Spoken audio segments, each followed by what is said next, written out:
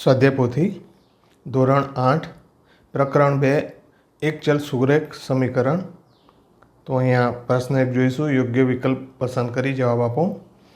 જો 3x - 4 કૌંસમાં 64 - x બરાબર 10 તો xની કિંમત કેટલી થાય? તો અહીંયા આપણે આ સમીકરણને સાદું રૂપ આપીશું. તો 3x - 4 ને 64 વડે ગુણ્યા તો અહીંયા આપણને મળશે 3x - 64 ગુણ્યા 4 એટલે 256 થશે. હવે બે વાર અહીંયા ઓછા ઓછા છે એટલે ગુણાકાર થાય છે એટલે આપણે અહીંયા જે 4x એ ધન મળશે બરાબર 10 થશે. હવે x બાજુમાં કરતાં 4x અને 3x એટલે 7x થશે. આ 256 છે એ બરાબરની સામેની બાજુ જાય એટલે ધન થઈ જાય. તો 256ને આ બાજુ જઈશું આપણે જવા દઈશું એટલે 7x બરાબર 10 વત્તા 256 થશે એટલે 256 ને 10 266 થશે. 7x બરાબર 266 ભાગ્યા 7 થશે 266 થશે. તેથી x બરાબર હવે x 7 જે છે આ બાજુ મોકલ બરાબરની સામે નહીં જાય એટલે એ ગુણાકારમાં હોય તો ભાગાકારમાં થઈ જાય એટલે x બરાબર થશે 266 ભાગ્યા 7 એટલે આપણો જવાબ આવશે 38. તો x બરાબર 38. 2 નંબર સમીકરણ ax + b બરાબર 0 નો ઉકેલ કયો છે? તો અહીંયા આપણે xની કિંમત શોધવાની છે. હવે આ સમીકરણ આપ્યું છે એટલે આપણે x શોધવો છે એટલે xની સાથે જે પણ સંકળાયેલું છે એને આપણે બરાબરની પેલી બાજુ મોકલવું પડશે. તો જો સરવાળો બાદબાકી હોય xની સાથે તો બરાબરની સામેની બાજુ જાય તો એ ધન હોય તો ઋણ થાય અને ઋણ હોય તો ધન થાય. એટલે અહીંયા જે b છે એ ધન છે તો સામેની બાજુ જશે એટલે ઋણ થશે. એટલે આપણને એ x બરાબર 0 - b મળશે. એટલે કે ઋણ b મળશે. જ્યારે હવે ફરીથી એ x છે આપણે x શોધવો છે એટલે a ગુણ્યા x છે. હવે એને સામેની બાજુ મોકલવો એટલે ગુણાકાર છે તો સામે ભાગાકાર થશે. એટલે આપણને x બરાબર ઋણ b અને x નીચે આવશે b ભાગ્યા x મળશે. ઋણ b ભાગ્યા a મળશે એટલે આપણો જવાબ છે C. નંબર 5x - 3 - 4 બરાબર 2x ભાગ્યા 5 હોય તો 2x - 7નું મૂલ્ય કેટલું થાય? તો અહીંયા પહેલાં આપણે આ સમીકરણનો ઉકેલ લાવીશું અને xની કિંમત લઈ અને એમાં આ 2x - 7માં મૂકીએ એટલે આપણને એનું મૂલ્ય મળે. તો સાદું રૂપ આપતા 5x ભાગ્યા 3 એટલે અહીંયા બે xx વાળી જે xx વાળા પદ છે તેને એક સાથે લાવી અને 4ને બરાબરની પેલી બાજુ લાવી. એટલે જો આ બરાબર પછી છે 2x ભાગ્યા 5 છે એ ધન છે એટલે બરાબરની આગળ આવતા તે ઋણ થશે. જ્યારે આ 4 એ ઋણ છે એટલે બરાબરની સામેની બાજુ જતા એ ધન થઈ જશે. એટલે આપણને મળશે 5x ભાગ્યા 3 2x એ ધન બરાબરની આગળ આવતા એ ઓછાકાર થઈ જશે. 2x ભાગ્યા 5 બરાબર 4ને બરાબરની સામે મોકલે એટલે એ ધન થશે બરાબર 4. હવે ફરીથી અહીંયા આપણે લસા લઈએ કેમ કે બંને છેદ સરખા કરવાના છે એટલે બંનેના એકબીજાના છેદ સાથે ગુણતા અહીંયા થશે 5x ગુણ્યા 5 નીચે 3 ગુણ્યા 5 થશે અને આ સંખ્યાને 3 વડે ગુણતા 2x ગુણ્યા 3 નીચે પણ 3 વડે ગુણતા 3 ગુણ્યા 5 બરાબર આપણને મળશે 4. હવે છેદ સરખો થઈ ગયો. અહીં 5 × 15 અહીંયા પણ 15 એટલે આપણને ઉપર આપણે બાદબાકી કરી શકીશું. એટલે પાયો પાયો 25x - 3 × 6x નીચે આવશે 15 બરાબર 4 મળશે. હવે આ 15ને આપણે બરાબરની સામેની બાજુ ધકેલતા અહીંયા ભાગાકારમાં છે એ ગુણાકારમાં જશે એટલે આપણને મળશે 25x અને 25માંથી 6 જાય તો 19x એટલે 19x બરાબર મળશે 15 × 4 એટલે 15 × 4 60 એટલે xની કિંમત મળશે આપણને 60 ભાગ્યા 19. હવે આ કિંમત આપણે 2x - 7માં મૂકીશું એટલે 2x - 7 બરાબર xની કિંમત 16 ભાગ્યા 19 મૂકતા એટલે 2 ગુણાકારમાં 60 ભાગ્યા 19 - 7 એટલે 60 દુ 120 થશે, 120 ભાગ્યા 19, 120 ભાગ્યા 19 ઓછા 7. હવે ફરીથી અહીંયા છેદમાં 7ના છેદમાં 19 લાવતા એને ઉપર નીચે 19 વડે ગુણવા પડશે. એટલે 7ને 19 વડે ગુણીએ તો 133 થાય. એટલે થશે 120 ઓછા 133 ભાગ્યા 19. હવે 120 અને આ 133 મોટી સંખ્યા છે એટલે આપણને જે બાદબાકીમાં જે મળે એ નિશાની ઋણ મળશે. એટલે આપણો જવાબ આવશે 120 ઓછા 133માં ઋણ 13 આવશે ભાગ્યા 19. 4 નંબર, નીચે આપેલ પૈકી કયું સુરેખ સમીકરણ છે? તો હવે સુરેખ સમીકરણમાં એક્સની એક જ ઘાત હોય અથવા તો જે ચલ છે એની એક જ ઘાત હોય. તો અહીંયા જે ચલ છે એક્સ એની 2 ઘાત છે એટલે આ નથી. અહીંયા પણ એની વાયની 2 ઘાત છે એટલે આ પણ ના હોય.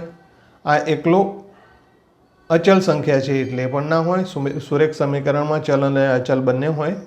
જ્યારે અહીંયા એક એ અચલ છે અને ઝેડ એ ચલ છે અને એની એક જ ઘાત છે એટલે આપણું જે સમીકરણ જે છે એ ડી 1 + ઝેડ છે. 5 નંબર, ઋણ 4/3 બરાબર વાય, ઋણ 4/3 વાય બરાબર 3/4, તો વાય શોધો. તો આપણે હંમેશા વાય શોધવા માટે એની સાથે જે બીજી સંકળાયેલી સંખ્યા હોય એને આપણે બરાબરની સામેની બાજુ મોકલવી પડે. અને જ્યારે બરાબરની સામે મોકલતા જો વાયની સાથે સરવાળો હોય તો બાદબાકી થઈ જાય, બાદબાકી હોય તો સરવાળો થાય, અને ગુણાકારમાં હોય તો ભાગાકારમાં થઈ જાય. તો આપણને અહીંયા 4/3 જે એની સાથે ગુણાકારમાં સંકળાયેલું છે તો એ 4/3ની સામે જશે તો 4/3ની જગ્યાએ 3/4 થશે. એટલે વાય મળશે 3 × 4, અને આ ઋણ જે છે તો ઋણ રહેશે પરંતુ તે અંશ અને છેદ ઉપર નીચે જશે એટલે થશે 3/4 અને આ ઋણ. આમ 3 × 9 પરંતુ ઋણ હશે કેમ કે એકવાર અહીંયા ઋણ છે અને 4 × 4 16. અહીંયા ઋણ અલગ કરતાં આપણે આ રીતે પણ લખી શકીએ 9/16. હવે આપણને અહીંયા જવાબ બધા વર્ગમાં આપેલું છે એટલે આપણે અહીંયા વર્ગ કરી શકીએ. તો અહીંયા ઋણ રહેશે. હવે 3નો વર્ગ 9 થાય એટલે 3નો વર્ગ અને 4નો વર્ગ એટલે 16 થાય.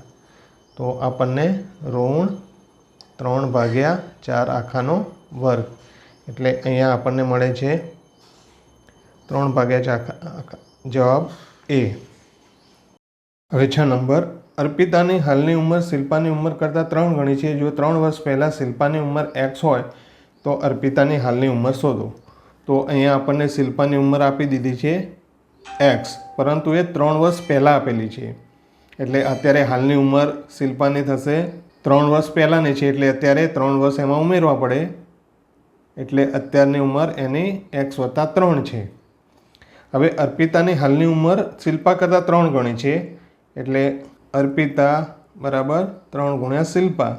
તો અહીંયા શિલ્પાની ઉંમર x + 3 છે એટલે અર્પિતાની અત્યારની ઉંમર થશે, શિલ્પાની ઉંમર અહીંયા ઉમેરી દઈએ આપણે x + 3 એટલે 3 × x + 3.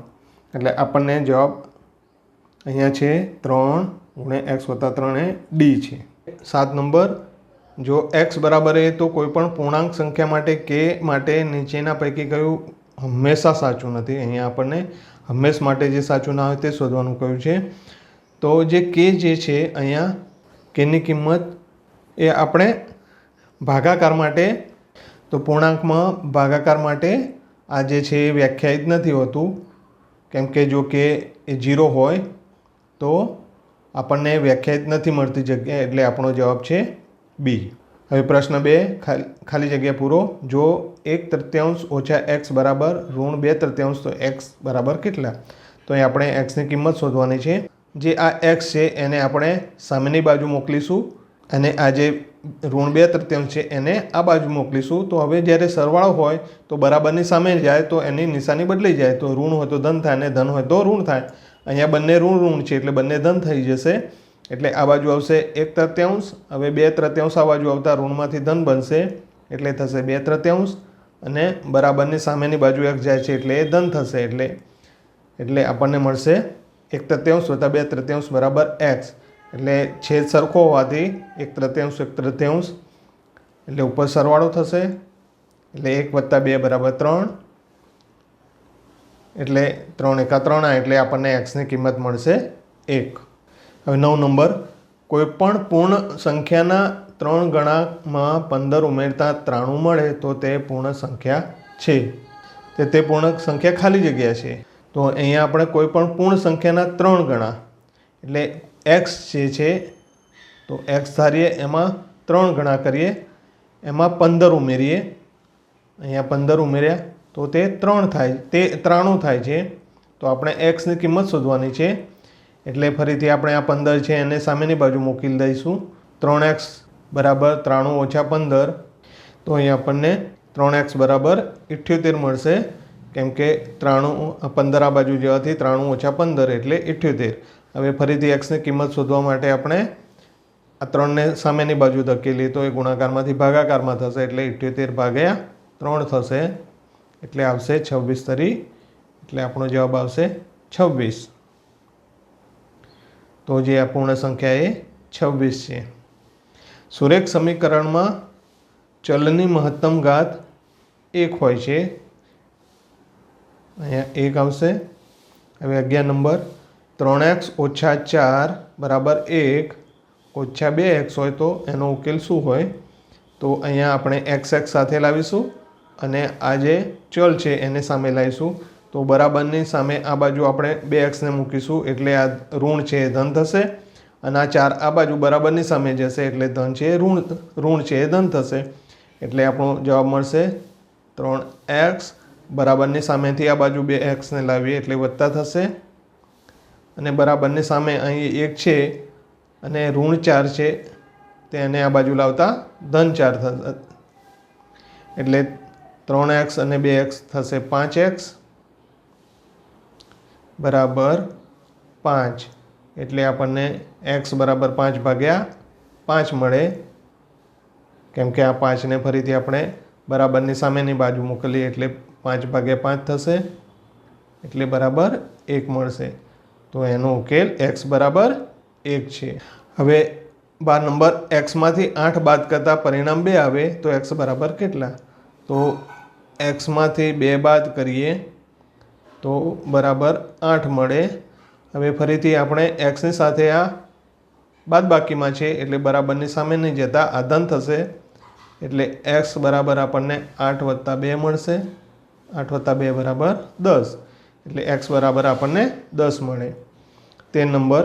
હવે 14 નંબર, કોઈ સંખ્યાને 8 વડે ભાગતા મળતું પરિણામ ઋણ 3 છે તો સંખ્યા શોધો. એટલે કોઈ સંખ્યા એટલે x, સંખ્યાને 8 વડે ભાગવાની છે એટલે આપણે 8 વડે ભાગી, મળતું પરિણામ ઋણ 3 છે એટલે આ રીતે આપણે મળે.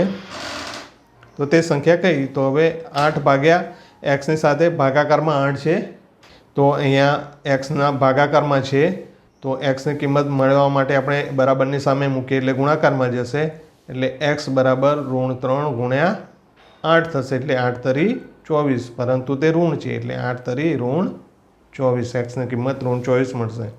હવે 15 નંબર, xના 4 ગણામાં 15 ઉમેરતા 39 મળે તો વિધાન સ્વરૂપે મળવાનું છે, એટલે xના 4 ગણા એટલે ગુણાકાર, તો 4x થશે, એમાં 15 ઉમેરવાના છે એટલે વત્તા 15 બરાબર આપણને 39 મળે, તો આ વિધાન મળશે.